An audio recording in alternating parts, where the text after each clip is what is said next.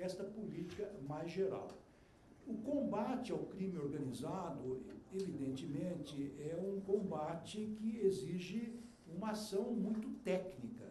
E o crime organizado hoje, ele vem crescendo, infelizmente, não só em nosso país. Ele deixou de estar restrito a um estado determinado. Ele hoje se alastrou pelo país todo e também tem uma dimensão internacional. Então é por isso justamente, que o combate ao crime organizado, ele passa a ser de competência também do Ministério da Justiça e da Segurança Pública, que ele passou a ser um problema de âmbito nacional. E mais do que isso, nós estamos trabalhando já com uma colaboração, e não é de hoje, com outros países para combater este tipo de criminalidade. É altamente organizado, altamente estruturado e altamente capitalizado. E muitas vezes, infelizmente, o Estado não tem condições de competir com esse tipo de estruturas que são multinacionais. Mas é claro que nós não vamos arrefecer com relação a esse combate, nós estamos preparados, nós temos uma Polícia Federal que merece todos os elogios, assim como a Polícia Rodoviária Federal. Nós temos um país bem estruturado, não canso de dizer isso, do que diz respeito ao sistema de justiça. Nós temos 27 unidades da federação, onde nós temos um Ministério Público independente, nós temos um Judiciário independente, nós temos polícias civis, militares, fora as polícias federais altamente técnicas e competentes. Nós temos todas as condições de enfrentar o crime organizado e vamos enfrentar. E esta é uma das prioridades do governo federal, é uma orientação que o presidente Luiz Inácio Lula da Silva nos deu ao assumirmos este cargo. A segurança pública é algo que preocupa não mais o cidadão que pertence à elite, mas é um problema que hoje preocupa, afeta o dia a dia, o cotidiano do cidadão comum, das pessoas mais simples. Isabela Camargo, ministro, boa tarde. Especialistas apontam que uma fuga ocorrer. Boa tarde novamente, ministro Isabela Camargo da Globo News. Especialistas apontam que para uma fuga ocorrer num sistema tão seguro como esse, não teve uma falha só, mas possivelmente uma sequência de falhas que acabou provocando a possibilidade da fuga. Então, te pergunto, até o momento do que a investigação já conseguiu levantar, as câmeras estavam funcionando? O vigília da guarita da muralha deu uma cochilada? Essas ferramentas teriam entrado, de fato, como o senhor apontou, possivelmente a fragilidade nessa obra que pode ter facilitado a entrada de equipamentos? O que a investigação já apontou de falhas na segurança que aconteceu no Sorocaba? Pois não, agradeço a pergunta, Isabela, muito interessante. Nós não temos ainda todas as informações, porque a sindicância administrativa e o inquérito policial estão em andamento e vão apurar todas as responsabilidades. O que nós sabemos até o momento é o seguinte, que houve uma série de fatores que causaram a fuga desses dois detentos, que, aliás, não são hierarcas, não estão no topo da criminalidade organizada. Realmente são, digamos assim, soldados do crime organizado. É um pouco como a queda de um avião. Quando cai um avião, não há uma causa única, há uma série de causas e concausas, como ocorreu neste momento. Em primeiro lugar, a fuga ocorreu numa terça-feira de carnaval, né? Na passagem da terça-feira para a quarta-feira de cinza, né? Onde, eventualmente, as pessoas estavam mais relaxadas, como costuma ocorrer neste momento. Outro fator que contribuiu para isso, como eu disse, é porque o presídio estava passando por uma reforma interna. Várias instalações estavam sendo reformadas, então havia operários lá dentro do da unidade prisional, ferramentas existiam lá dentro, né? Estavam, infelizmente, a informação que nós temos não estavam devidamente acondicionadas e trancadas, possivelmente estivessem espalhadas pelo presídio, ao alcance, então, das pessoas que realizaram esta fuga.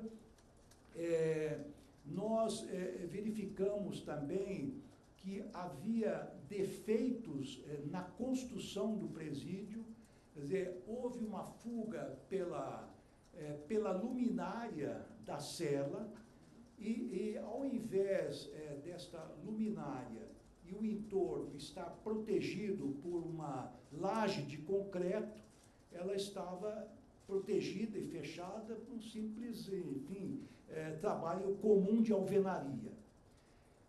Outro problema, isto diz respeito à própria técnica construtiva, ao próprio projeto, quando os detentos, os fugitivos, conseguiram sair pela luminária, eles entraram naquilo que se chama de shaft, aquele local onde se faz a manutenção do presídio, onde estão as máquinas, estão as tubulações, então está toda a fiação, e de lá conseguiram alcançar o teto do sistema prisional. Então também não havia nenhuma laje, não havia nenhuma grade, nenhum sistema de proteção. Quer dizer, isso tem uma questão projeto, não é? Quem fez o projeto eventualmente devia ter imaginado que a proteção deveria ter sido mais eficiente. Quando os criminosos ultrapassaram estes obstáculos e foram encontradas ferramentas que eram utilizadas na reforma do presídio, dentro não só das celas, mas também no local por onde eles se evadiram, eles se depararam com um tapume de metal que estava protegendo o local que estava sendo reformado. E este tapume pôde ser facilmente ultrapassado, fizeram uma brecha nesse tapume, ultrapassaram o tapume e depois com alicate, aquele alicate que corta arames, cortaram as grades, enfim, que os separavam, digamos assim, do mundo exterior. Então, houve a utilização justamente das ferramentas que estavam sendo empregadas para a reforma das instalações. É verdade, e esse é um outro fator que contribuiu para que este evento ocorresse, algumas câmaras não estavam funcionando adequadamente. Assim também como algumas luzes, algumas lâmpadas, não é? Que poderiam eventualmente detectar uma fuga, não estavam funcionando adequadamente. Então, de quem é essa responsabilidade? Por que que isto ocorreu?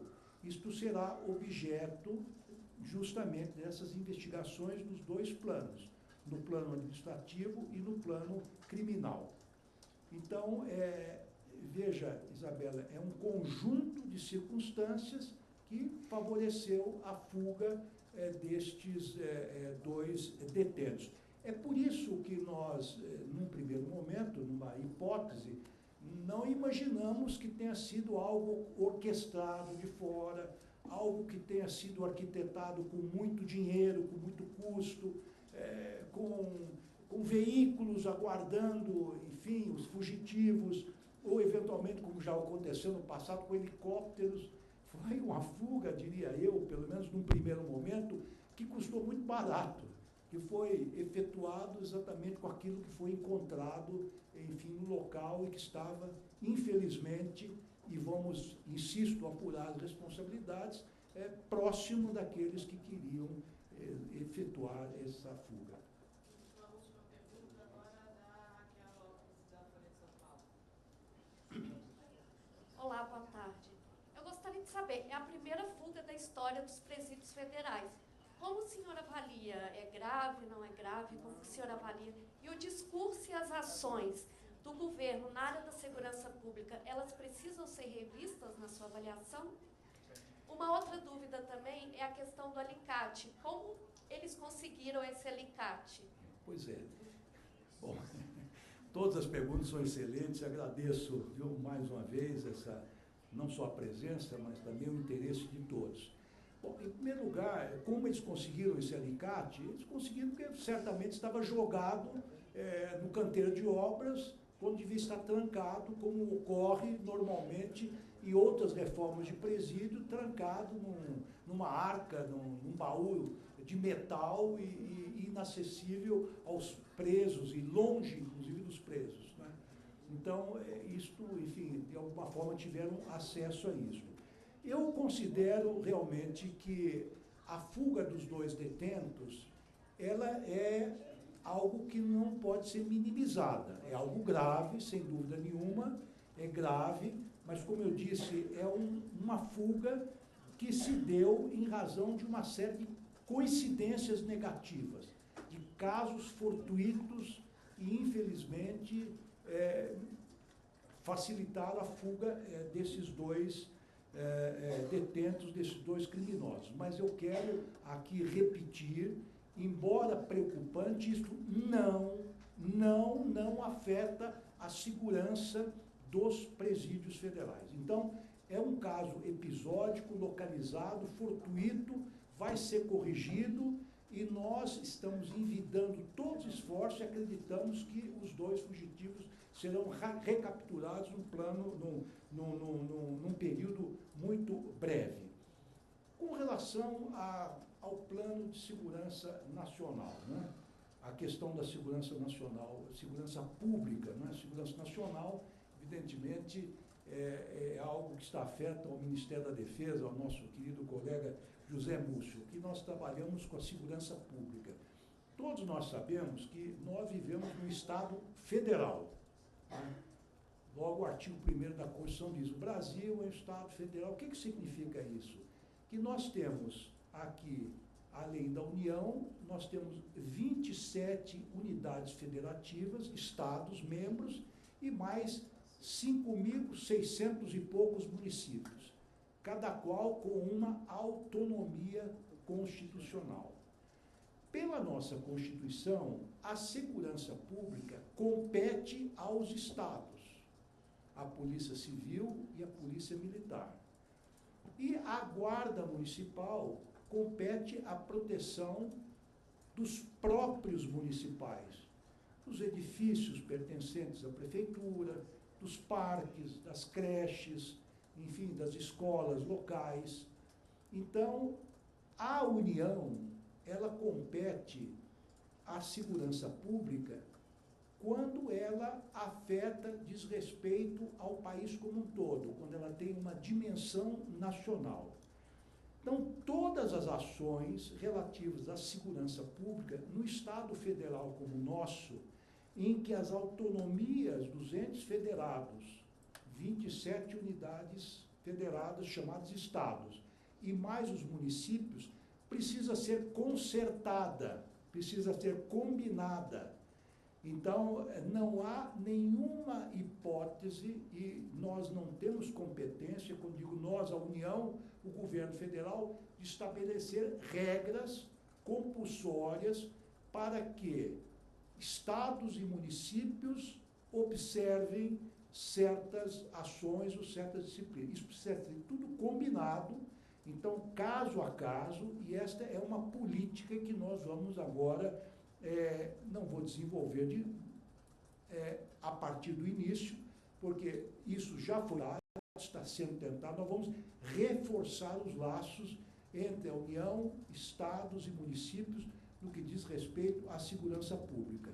Não só no que diz respeito à prevenção e repressão dos crimes, é que nós, da União, temos autoridade para determinar o que os entes federados vão fazer, mas também nos estabelecimentos prisionais. Vejam, as senhoras e os senhores, que nós temos 5 estabelecimentos prisionais federais de segurança máxima. Mas todos os outros estabelecimentos prisionais pertencem aos estados. Então, nós nem ao menos podemos fazer uma política prisional de natureza compulsória.